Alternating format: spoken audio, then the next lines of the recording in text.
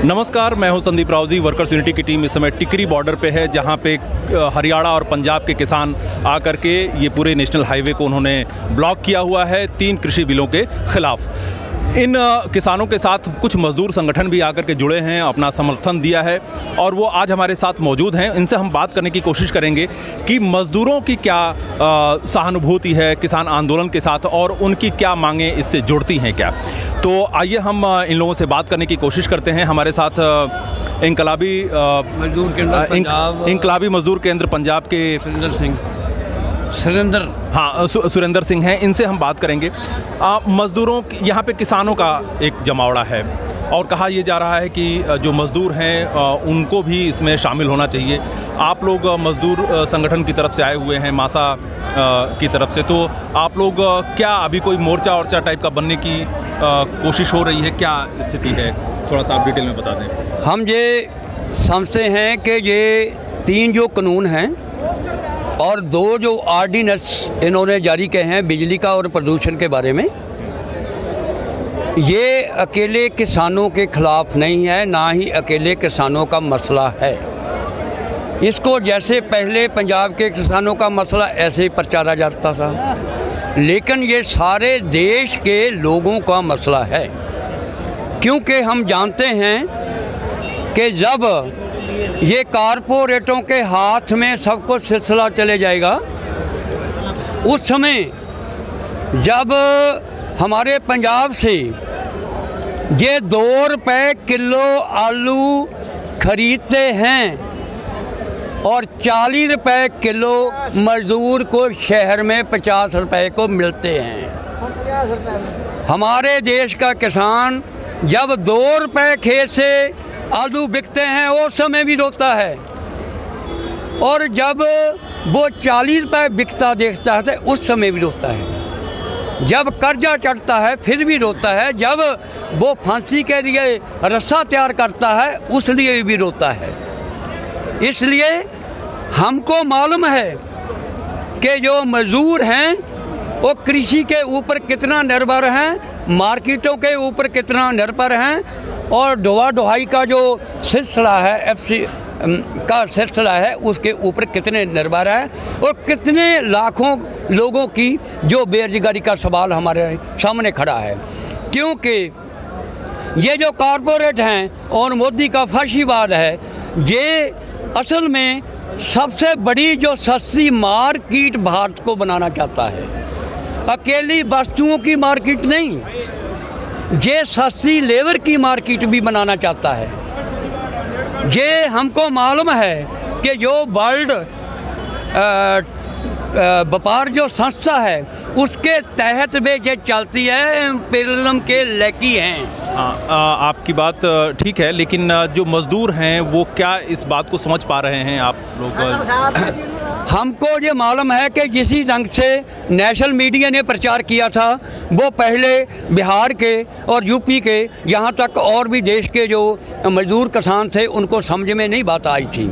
लेकिन यूँ जो संघर्ष आगे चल रहा है और जो आप जैसे जो लोक पक्षी को मीडिया है वो लोगों में जो प्रचार लेकर जा रहा है, इसके साथ लाजमी ही सारे देश का जो किसान भी जाग उठेगा और सारे देश का मजदूर भी जाग उठेगा। वो लगातार जाग रहा है क्योंकि मजदूरों में ये बात चल रही है कि वो ही जो फाशीवाद है, वो ही जो देसी विदेशी कारपोरेट है, वो ही हमारे दुश्मन है, वो ही किसानों के दुश्मन है, वो ही मनुष्य के दुश्मन है। इसलिए हमको मजदूरों किसानों को और जो डेमोक्रेटिक लोग हैं उनको अपनी जो यूनिटी बनाते हुए इस चीज़ के खिलाफ संघर्ष करना चाहिए। जी शुक्रिया आपका। हमारे साथ हरियाणा जन संघर्ष मोर्चे से हैं आप।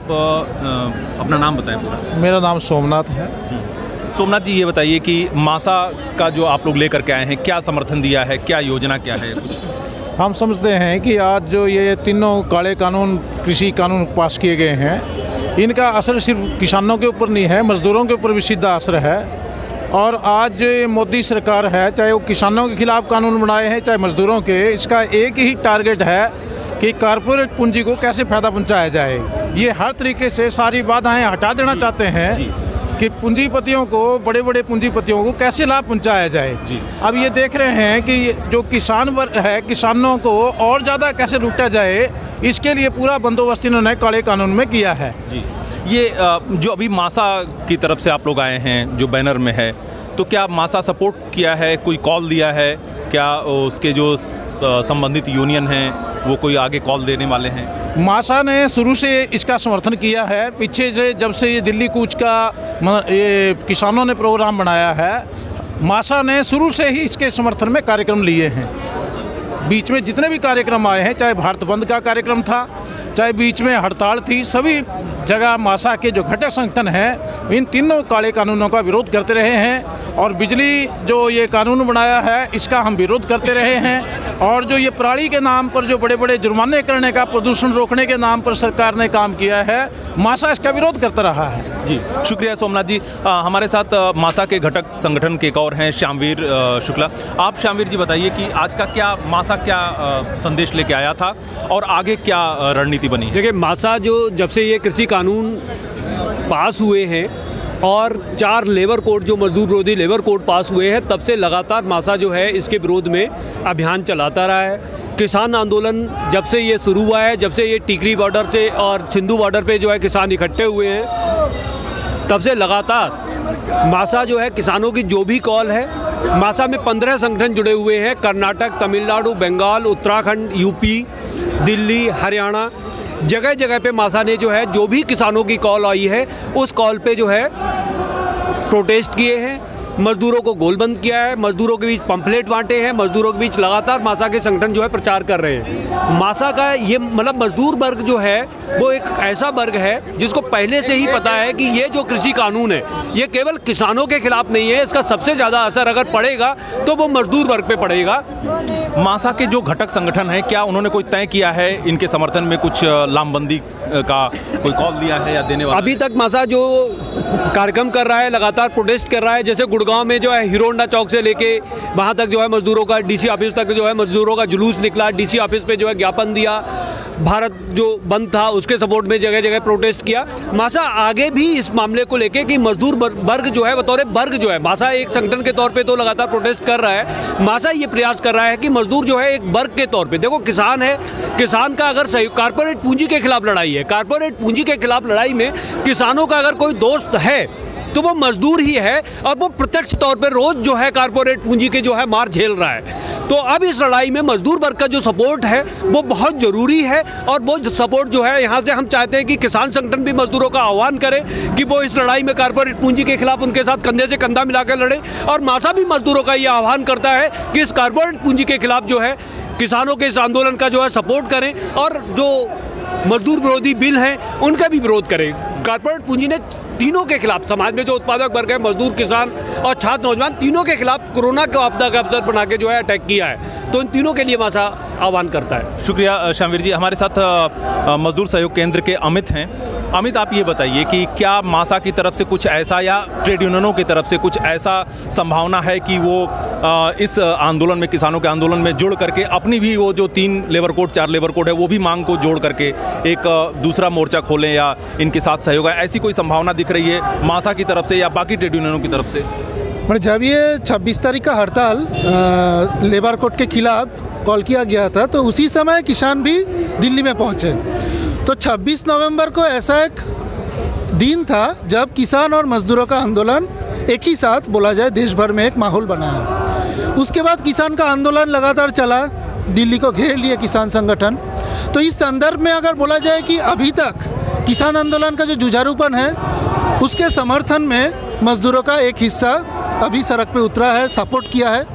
मगर कुल मिला के जो लग रहा है कि जब कोई ऐसा पॉलिसी के खिलाफ लड़ाई होता है और ख़ास करके मोदी सरकार का जितना अथॉरिटेरियन रवैया है आसानी से वो मानने वाला नहीं है, तो लग रहा है ये लड़ाई लंबा चलेगा।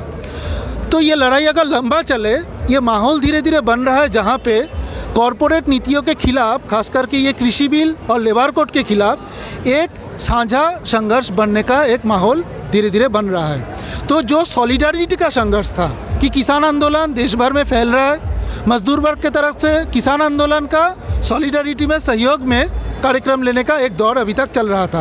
8 तारीख का भारत बंद कॉल हुआ, उसके बाद लगातार प्रोटेस्ट कॉल हुआ, मगर अभी जब ये आंदोलन और लंबा चलेगा तब और सुनिर्दिष्ट तरीके से इशू को आगे बढ़ाने के लिए और ठोस एकजुटता बढ़ाने के लिए ये दो मुद्दा को एक साथ लाने का ज़रूरत है। आज भी कुछ मजदूर संगठन एक मीटिंग कॉल किया, जैसे देश भर में किसान बिल के खिलाफ जो ऑल इंडिया पैमाने पे किसानों का एक तालमेल है, मजदूरों का कोई तालमेल ऐसा बन पाए या नहीं। जो सेंट्रल ट्रेड यूनियन है, उसका बाहर भी जो यूनियन है वो भी इस तरीके का पहल लिया है। मासा में भी ये चर्चा चल रहा है कि जिस हिसाब से कृषि बिल देश भर में एक मुद्दा बना, एक ही तरीके से कॉरपोरेट परस्त जो लेबर कोड है वो मज़दूरों के लिए ख़तरनाक है। तो मज़दूरों के लिए अभी एक लड़ाई को आगे बढ़ाने के लिए थोड़ा आसान माहौल पैदा हो सकता है अगर ये लड़ाई चलता रहे तो इस संदर्भ में खास करके जो औद्योगिक पट्टी है, जैसे गुड़गांव है, अलग अलग जगह है जहाँ पे मजदूर यूनियन का एक सिलसिला जारी है, उधर भी श्रम कोड को लेकर दोबारा यह चर्चा शुरू हुआ कि 26 नवंबर का जो हड़ताल किया गया था उसको एक निरंतर जुझारू और निर्णायक संघर्ष बनाने के लिए किसान आंदोलन के साथ जोड़ के सरकार का कॉरपोरेट परस्त नीति के खिलाफ हम संघर्ष को आगे बढ़ाएं। तो ये प्रक्रिया आगामी 1-1.5 महीना अगर चले तो हमें और भी स्पष्ट तरीके से समझ में आएगा कि ये लड़ाई कितना निर्णायक दिशा ले पाएगा। शुक्रिया अमित जी। जैसा कह रहे हैं कि जैसे जैसे आंदोलन आगे बढ़ेगा, मज़दूरों की जो हिस्सेदारी है वो भी इस आंदोलन में बढ़ेगी, और साथ में जो लेबर कोड हैं, 3 लेबर कोड अभी पास कराए हैं, जिस दौरान 3 श्रम कानून पास कराए थे, उसी दौरान 3 लेबर कोड भी पास कराए थे, वो भी मांगों में जो संयुक्त मांग है, अगर संयुक्त मोर्चा बनता है। और एक जो सबसे बड़ी चीज़ जो मैं देख पा रहा हूँ कि मज़दूर तभी निर्णायक तौर पर यहाँ पे जुड़ेगा जब एक संयुक्त मोर्चा बने, और संयुक्त मोर्चा में वो मांग भी हो 3 लेबर कोड का। ऐसा कई लोगों का की राय भी है। ये जो वर्कर्स विद फार्मर्स का जो नारा है, ये अभी एक सॉलिडेरिटी के फेज में है, और आने वाले वक्त में ये देखना होगा कि जो ट्रेड यूनियनें हैं वो कितना निर्णायक तौर पे किसान संगठनों के साथ आती हैं और किसान संगठन कितना मजदूरों के साथ जाते हैं। आप लोग देखते रहिए वर्कर्स यूनिटी का फेसबुक लाइव, और बाकी खबरें देखने के लिए workersunity.com देखिए। नमस्कार।